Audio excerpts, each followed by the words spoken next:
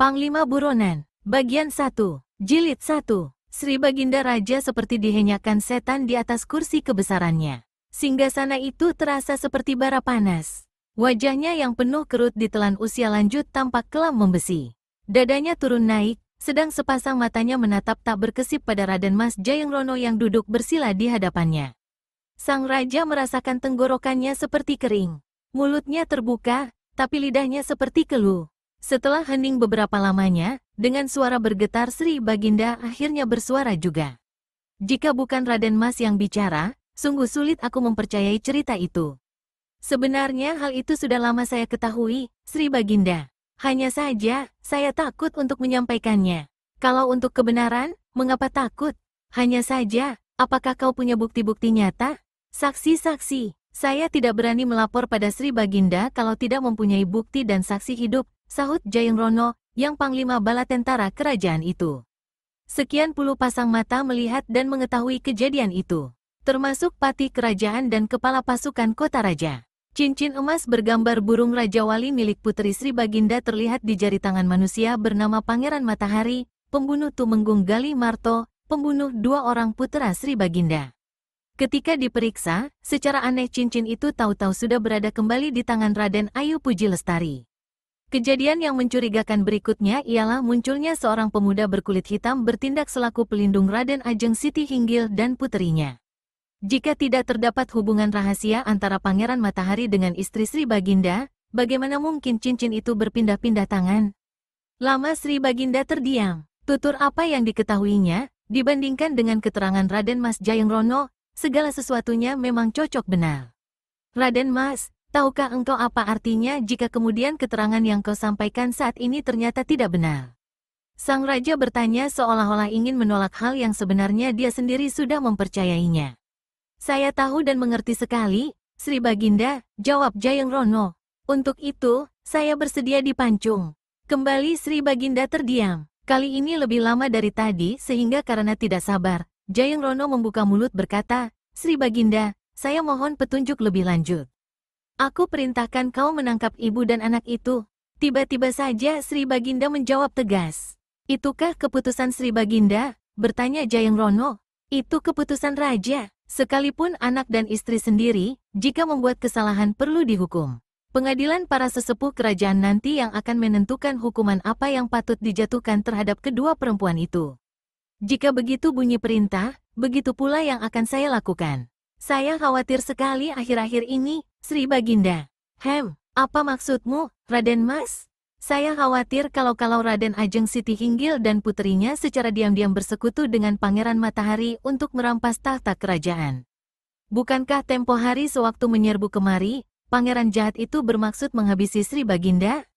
Dan bukan mustahil pula orang-orang di utara mengipas-ngipas terjadinya pemberontakan, yaitu sejak gembong-gembong pemberontak kita tangkap dan hukum mati menjelang bulan Maulud 2 tahun silam. Semua akan tersingkap di sidang pengadilan para sesepuh kelak. Saya harapkan begitu, kata Raden Mas Jayangrono pula. Lalu, Panglima Bala Tentara Kerajaan ini menghaturkan sikap hormat dan mohon diri. Baru saja matahari menerangi jagat pagi itu, Raden Ayu Puji Lestari Ambarwati yang tegak di belakang jendela berpaling pada ibunya dan berkata, ada rombongan datang. Raden Ajeng Siti Hinggil bangkit dari kursinya, menyibakkan tirai jendela dan memandang ke arah halaman. Benar apa yang dikatakan puterinya? Serombongan orang terdiri dari 8 prajurit memasuki halaman gedung kediamannya. Di sebelah belakang menyusul sebuah kereta. Lalu paling belakang sekali, seorang lelaki berpakaian mewah menunggang seekor kuda coklat yang bukan lain adalah Jayangrono, Panglima Bala Tentara Kerajaan. Dugaan ibu tidak meleset, Puji. Manusia itu benar-benar menjalankan niat busuknya. Mereka datang untuk menangkap kita. Menangkap kita? Kejut Puji Lestari mendengar ucapan sang ibu. Benar. Menangkap kita, anakku, menangkap kau dan aku. Tapi apa salah kita? Tukas sang puteri dengan mata membelalak. Raden Ajeng Siti Hinggil ingat pada pembicaraan dan ancaman Jayangrono kemarin, lalu menjawab, jika seseorang ingin mencelakai kita, dia bisa mendapatkan 1001 kesalahan pada diri kita. Tapi ibu, kita ini bukan rakyat jelata yang bisa dilakukan semena-mena. Kau adalah istri Sri Baginda Raja, dan aku putri Raja. Jawabnya mudah anakku. Sri Baginda telah termakan dan percaya pada hasut dan fitnah. Saya akan mengusir manusia gila itu, kata Raden Ayu Puji Lestari setengah berteriak. Tak ada gunanya, Puji. Takdir Tuhan, mungkin memang kita harus mengalami nasib begini. Ucapan Raden Ajeng Siti Hinggil terputus ketika pintu besar ruangan depan itu terbuka. Sosok tubuh Jayeng Rono masuk diiringi 5 orang prajurit. Raden Ajeng, Jayeng Rono hanya sempat mengucapkan 2 patah kata itu karena Siti Hinggil lebih cepat memotong. Tak perlu banyak bicara dan segala macam peradatan palsu, aku dan puteriku siap untuk ditangkap. Hanya saja, beri waktu aku meninggalkan pesan pada para inang pengasuh Pangeran Seberang agar mereka menjaga anak itu selama aku di penjara. Lalu tanpa menunggu apakah permintaannya itu diizinkan atau tidak, Raden Ajeng Siti Hinggil masuk ke dalam. Tak lama kemudian, dia keluar lagi dan melangkah ke pintu sambil menggandeng tangan Puji Lestari. Sebenarnya Jayeng Rono ingin menyampaikan sesuatu pada Raden Ajeng Siti Hinggil. Namun karena ibu dan anak itu selalu rapat bersama-sama, maka terpaksa niatnya itu dibatalkan. Sebelum naik ke atas kereta, Raden Ajeng Siti Hinggil sesaat berpaling pada Jayeng Rono. Wajahnya sinis ketika berkata, tentunya kau puas sekarang, Raden Mas. Tapi aku lebih puas karena tidak bersedia memenuhi permintaanmu. Begitu duduk dalam kereta, baru saja kendaraan itu bergerak, Puji Lestari memandang pada ibunya dan bertanya, Ibu, apa maksudmu tadi? Ucapanmu bahwa ibu merasa lebih puas karena tidak bersedia memenuhi permintaan Panglima Bala Tentara itu. Memangnya, apa yang pernah dimintanya padamu? Siti Hinggil menggelengkan kepala. Permintaan gila yang tak ada gunanya kau ketahui, Puji. Tapi sang puteri malah mendesak, kau harus menceritakan padaku, ibu. Tak ada perlu diceritakan, dan ibu tidak ingin kita membicarakan hal itu. Kalau saja adikmu Pangeran Anom masih ada, mungkin tidak seburuk ini nasib kita. Belum tentu, Ibu. Mungkin malah lebih buruk, menyahuti Puji Lestari. Raden Ajeng Siti Hinggil menarik napas dalam. Dunia ini memang aneh. Kita, istri dan putri raja bisa diperlakukan seperti ini. Bukankah tadi ibu sendiri yang bilang bahwa ini semua mungkin takdir Tuhan? Istri ketiga Sri Baginda Raja itu tersenyum pahit. Justru anehnya, sekarang aku malah meragukan. Apakah ini memang benar takdir Tuhan? Atau maunya manusia-manusia jahat dan busuk yang memegang kekuasaan? Jilid 2. Kereta bergerak makin cepat ke arah timur, memasuki kota raja melalui pintu gerbang tua yang masih ditancapi umbul-umbul warna hitam serta kuning, pertanda berkabung atas tewasnya 2 putra Sri Baginda di tangan manusia jahat Pangeran Matahari beberapa waktu lalu. Malam yang indah dihiasi bulan purnama 14 hari itu berubah menjadi kelam pekat ketika awan gelap menutupi rembulan. Angin kencang bertiup tiada henti, mengeluarkan suara menggigitkan dan menebar hawa dingin mencucuk tulang. Ruangan di mana Raden Ajeng Siti Hinggil ditahan berukuran 8 kali 6 tombak, merupakan sebuah kamar yang bersih, lengkap dengan tempat tidur dan lemari. Namun bagaimanapun bagusnya kamar itu, tetap saja merupakan ruangan yang menyekap dan memenjarakan istri Sri Baginda yang ketiga itu. Siti Hinggil duduk termenung di atas satu-satunya kursi dalam kamar. Matanya balut bekas menangis. Dia sama sekali tidak merasa takut disekap seperti ini, namun yang dikhawatirkannya adalah keadaan puterinya. Ternyata dia dan Puji Lestari ditahan di kamar yang terpisah. Sebelum Panglima Jayeng Rono memerintahkan pengawal menutup dan mengunci pintu kayu yang tebal dan berat itu pagi tadi, Siti Hinggil masih sempat melontarkan ancaman, kalau terjadi apa-apa dengan puteriku, aku bersumpah akan membunuhmu, Jayeng Rono. Saking marahnya, Siti Hinggil menyebut langsung nama sang panglima di hadapan para pengawal. Sambil tersenyum, Jayeng Rono menjawab, di antara kita, kalau ada yang harus mati, mungkin kau yang lebih dulu, Raden Ajeng. Kecuali jika kau merubah pikiranmu dan memenuhi permintaanku tempo hari. Manusia biadab, hardik Siti Hinggil. Perempuan tolol, dengus Jayeng Rono. Lalu pintu yang masih belum ditutupkan itu ditendangnya dengan keras. Di luar angin bertiup semakin kencang. Udara tambah dingin. Hujan mulai turun. Mula-mula rintikan yang lenyap terhembus angin, namun kemudian berubah menjadi sangat lebat. Siti Hinggil masih duduk di atas kursi dengan mata sembab. Tubuhnya sangat letih. Seharian itu tak sepotong makanan pun masuk ke dalam perutnya, meskipun beberapa kali pengawal datang membawakan hidangan lezat-lezat. Hanya air putih yang disentuhnya, itu pun hanya beberapa teguk saja. Kedua matanya tak bisa dipicingkan. Ingatannya selalu tertuju pada puterinya. Dalam keadaan seperti itu, mendadak sepasang mata Siti Hinggil terbuka lebar, membelalak, menatap ke arah dinding batu ruangan di mana dia disekap. Seperti tidak percaya pada penglihatannya, atau menyangka mungkin dia bermimpi, perempuan ini mengucek-ucek kedua matanya. Ternyata dia tidak bermimpi. Dinding batu tebal itu memang berputar ke belakang, membentuk ruangan kosong seukuran setengah pintu, dan sesosok tubuh muncul dengan tersenyum. Panglima Kerajaan, Raden Mas Jayeng Rono, aku datang menepati janji, Siti, kata lelaki itu.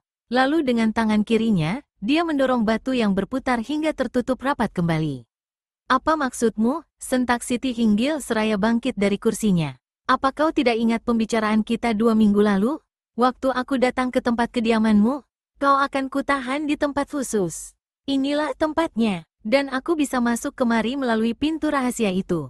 Tak ada yang melihat, tak seorang pun tahu, dan kita bisa melakukan seperti masa 18 tahun silam, Siti. 18 tahun seperti 18 abad lamanya. Aku merindukan dirimu, aku memendam rasa selama ini. Kini saatnya datang, lelaki keparat, keluar kau dari sini. Jangan bicara seperti itu, Siti.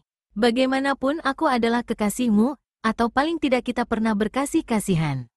Bahkan lebih dari itu, hubungan kita di masa lalu menghasilkan 2 orang turunan, Anom dan Puji. Sudah, jangan ucapkan itu, keluar dari sini kataku, atau aku akan menjerit. Siti Hinggil mengancam, ruangan ini adalah ruangan kedap suara. Bagaimanapun kerasnya jeritanmu, tak ada yang bakal dapat mendengar, sahut Jayeng Rono. Lalu dia memandang ke arah meja kecil di mana terletak makanan. Kau tak mau makan rupanya. Jangan menyiksa diri, nanti kau bisa sakit. Beri aku racun, aku tidak takut mati. Jayeng Rono tersenyum, lalu duduk di tepi ranjang bertilam bagus.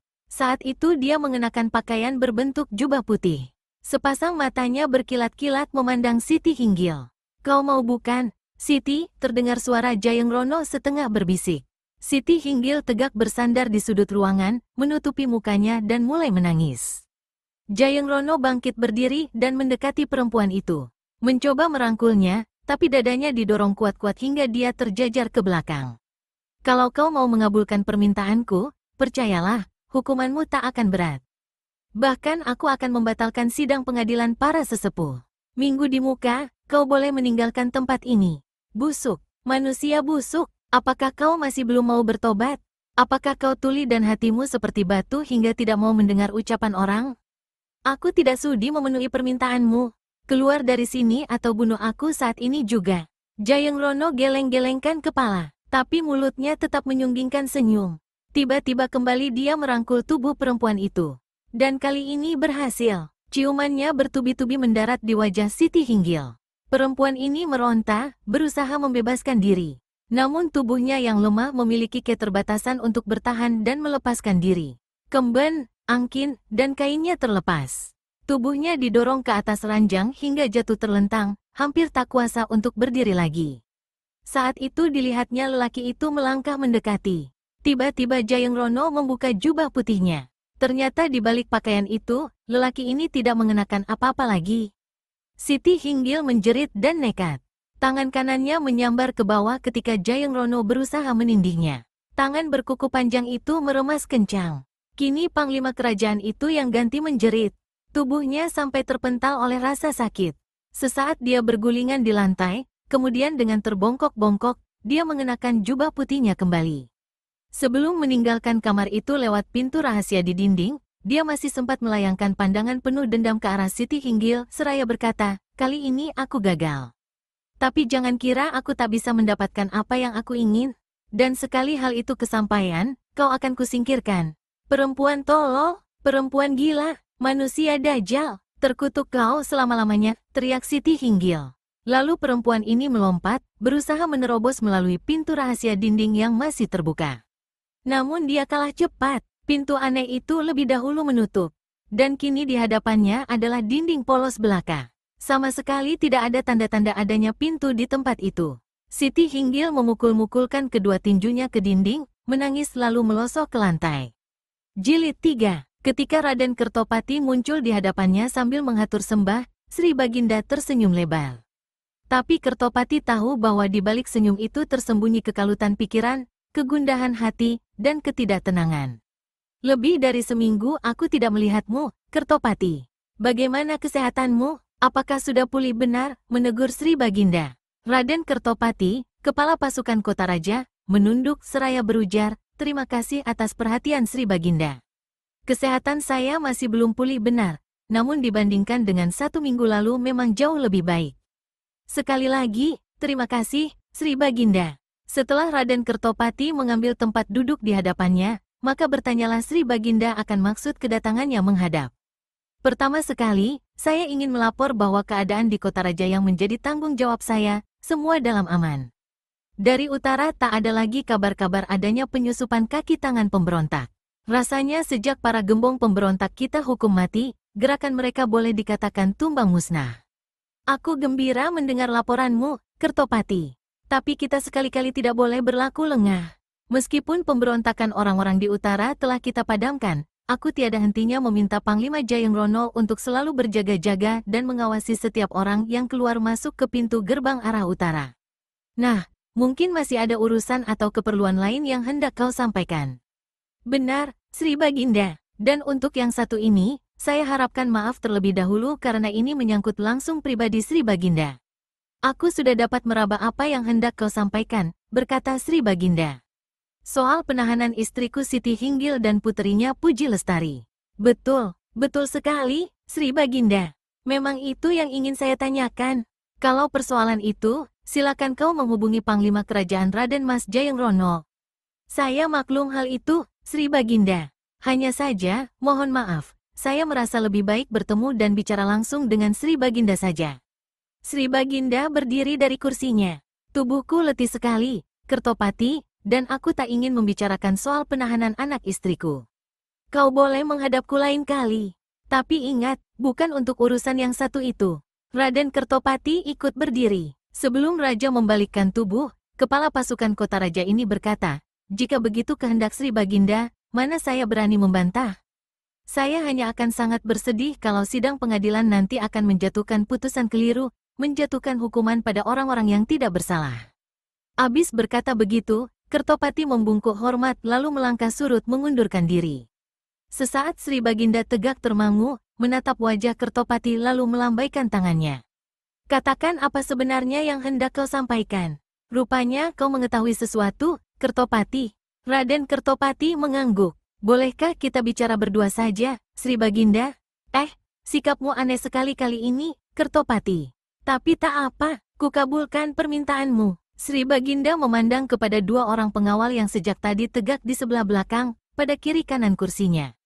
Kedua pengawal ini menjura lalu meninggalkan ruangan. Tapi salah seorang dari mereka menyelinap ke balik pintu dan mendekam di belakang hordeng beludru hitam kebiruan. Nah, sekarang hanya kita berdua, Kertopati. Katakan urusanmu, berkata Sri Baginda. Saya mendapat kabar bahwa Raden Ajeng Siti Hinggil dan Raden Ayu Puji Lestari ditahan karena dicurigai mempunyai hubungan dengan Pangeran Matahari, pemuda berkepandaian tinggi yang menyerbu istana tempo hari. Apakah itu betul, Sri Baginda? Betul, dan disertai saksi-saksi. Nanti kau bisa membuktikan sendiri di sidang pengadilan para sesepuh. Selanjutnya disangkakan pula bahwa ada kemungkinan Raden Ajeng dan Raden Ayu mempunyai hubungan dengan para pemberontak di utara melalui Pangeran Matahari itu. Itu juga betul, Sri Baginda, sampai saat ini kita belum mampu mengetahui siapa sebenarnya Pangeran Matahari. Apa tujuannya menyerbu ke istana? Mengapa dia membunuh Tumenggung Galimarto? Mengapa dia membunuh pula 2 orang putra Sri Baginda tercinta? Manusia itu ingin merampas tahta kerajaan ini, Kertopati. Sebagai seorang prajurit, apakah kau tidak bisa mengerti hal itu? Sri Baginda tampak gusar, nada suaranya keras. Mohon maaf, Sri Baginda.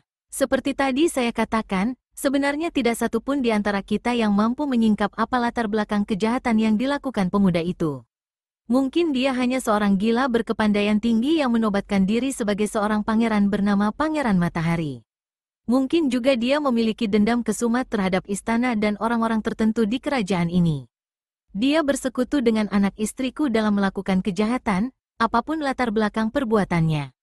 Hanya karena cincin emas burung Raja Wali milik Raden Ayu pernah terlihat dipakai oleh pemuda itu, Sri Baginda. Itu baru satu bukti, masih ada yang lain lagi. Mengenai cincin itu, saya punya cerita sendiri, Sri Baginda, jika Sri Baginda bersedia mendengar penuturan saya.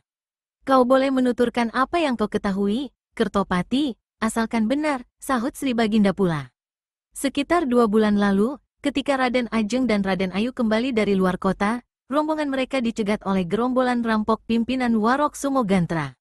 Aku tahu peristiwa itu, tak akan pernah kulupakan. Teruskan penuturanmu, Kertopati. Warok Sumogantra pasti bukan hanya hendak merampok barang-barang yang dibawa dan lekat di tubuh Raden Ajeng dan Raden Ayu. Tapi saya yakin sekali, perampok-perampok itu hendak menculik istri dan putri Sri Baginda. Mungkin sekali Warok Sumogantra dibayar melakukan itu oleh kaum pemberontak di utara. Kita tidak tahu pasti. Yang jelas, pada saat sangat berbahaya itu, Raden Ajeng dan Raden Ayu ditolong oleh seorang pemuda berkepandaian tinggi, yaitu Pangeran Matahari itu. Warok Sumogantra dibunuhnya. Pangeran Matahari juga membunuh pimpinan pengawal, Nenek Sakti Nilu Tua Klungkung, menyambung Sri Baginda. Kertopati hendak menganggukkan kepala tapi kemudian berkata, hal yang satu ini masih kabur, Sri Baginda. Jika Nilu Tua Klungkung jago silat istana itu mati dibunuh Pangeran Matahari, mengapa mayatnya sampai saat ini tidak pernah ditemukan? Sri Baginda terdiam. Bukan tidak mungkin Nilu Tua Klungkung berserikat dengan Pangeran Matahari. Dia memberi kisikan bahwa rombongan istana akan lewat jalan itu. Mungkin benar, Sri Baginda. Tapi sulit untuk membuktikannya. Dalam rangkaian semua kejadian ini, ada satu hal yang sangat pasti. Raden Ayu dan Raden Ajeng tidak berkomplot dengan Pangeran Matahari. Cincin burung Raja Wali itu diberikan Raden Ayu pada Pangeran Matahari sebagai tanda terima kasih karena telah menyelamatkan nyawa dan kehormatannya bersama ibunya. Kau mengarang cerita atau bagaimana? Saya mengatakan apa yang sebenarnya, Sri Baginda. Kau tidak berada di tempat kejadian itu. Bagaimana kau bisa tahu pasti hal itu? Karena beberapa pengawal yang masih hidup dan kusir kereta yang menceritakannya pada saya, Sri Baginda. Ini benar-benar satu hal baru bagiku. Sulit dipercaya, kata sang raja seraya bangkit dari kursi lalu melangkah mundar-mandir. Jika Sri Baginda tidak sulit mempercayai keterangan yang menuduh Raden Ajeng dan Raden Ayu berbuat khianat, mengapa begitu sulit mempercayai keterangan saya? Semua harus dibuktikan, Kertopati. Saya setuju, dan itu akan dilakukan di sidang pengadilan yang dipimpin oleh para sesepuh kerajaan. Mengapa harus menunggu sidang pengadilan? Kita bisa memanggil kusir kereta dan pengawal-pengawal itu untuk memberi kesaksian saat ini juga. Jika Raden Ajeng dan Raden Ayu terlalu lama dalam tahanan untuk perbuatan yang tidak dilakukannya, saya khawatir kesehatan dan pikiran mereka akan terganggu. Sang raja jadi terdiam dan termangu. Tidakkah Sri Baginda bersedia melakukan sesuatu? Melepaskan dulu istri dan putri Sri Baginda sampai ada kejelasan bahwa mereka benar-benar bersalah. Aku butuh waktu untuk melakukan penyelidikan tersendiri sebelum menempuh jalan itu. Terserah Sri Baginda, asalkan jangan terlalu lama. Kasihan Raden Ajeng dan Raden Ayu. Ada lagi yang hendak kau sampaikan, Kertopati? Bertanya Sri Baginda. Kepala pasukan kota raja itu terdiam sejenak. Apakah akan diceritakannya hubungan gelap Raden Mas Jayangrono dengan istri Sri Baginda yang ketiga itu? Yang tanpa setahu Sri Baginda telah membuahi 2 orang anak tidak sah, yaitu Pangeran Anom dan Puji Lestari. Kertopati tiba-tiba saja ingat petuah dan pesan gurunya di Banten ketika hendak melepas kepergiannya. Saat itu sang guru berkata, muridku Kertopati, sudah banyak ilmu dan wejangan yang kau terima. Masih ada satu hal lagi yang patut kau ingat. Perempuan itu kotoran di kemaluan, tapi lelaki kotoran di mulut. Karena itu, selalulah kau sengaja menjaga mulutmu sebaik-baiknya. Mulutmu harimaumu, jangan sekali-kali menceritakan aib seseorang pada orang lain. Karena itu tidak akan memberi keuntungan apa-apa bagimu, malah mungkin dapat menimbulkan pertumpahan darah sekerajaan. Mengingat sampai di situ, maka Raden Kertopati lalu menjawab pertanyaan Sri Baginda. Tak ada lagi yang akan saya sampaikan. Saya mohon diri dan siap sedia dipanggil setiap saat. Kau boleh pergi. Raden Kertopati membungkuk lalu melangkah mundur sampai di pintu. Dia sama sekali seperti tidak melihat ada seseorang yang mendekam di balik hordeng besar hitam kebiruan. Tapi kepala pasukan kota raja yang berkepandaian tinggi ini tentu saja tidak mudah ditipu. Dia tahu ada orang bersembunyi di balik hordeng dekat pintu, tapi dia sengaja berpura-pura tidak tahu. Jilid 4. Ketika Sri Baginda telah masuk ke ruangan dalam untuk beristirahat, Raden Kertopati yang melangkah perlahan menuruni tangga istana tiba-tiba membalikkan diri dan masuk kembali ke dalam istana. Ketika sampai di ruangan dalam, dua orang pengawal raja baru saja menutupkan pintu. Raden Kertopati mendekati salah seorang dari mereka dan langsung mencekal lehernya. Tentu saja pengawal ini menjadi kaget dan pucat wajahnya. Raden, suaranya tersengal saking kerasnya cekikan Kertopati.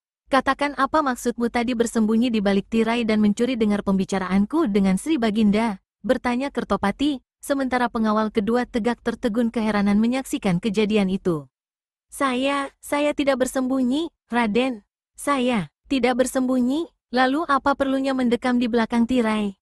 Jangan berani dusta, salah-salah bisa kupotong lidahmu. Saya bersumpah tidak bersembunyi, keparat. Jangan kira aku buta, saya bersumpah, Raden. Saya benar-benar tidak sembunyi, apalagi berani mendengarkan pembicaraan Raden dengan Raja.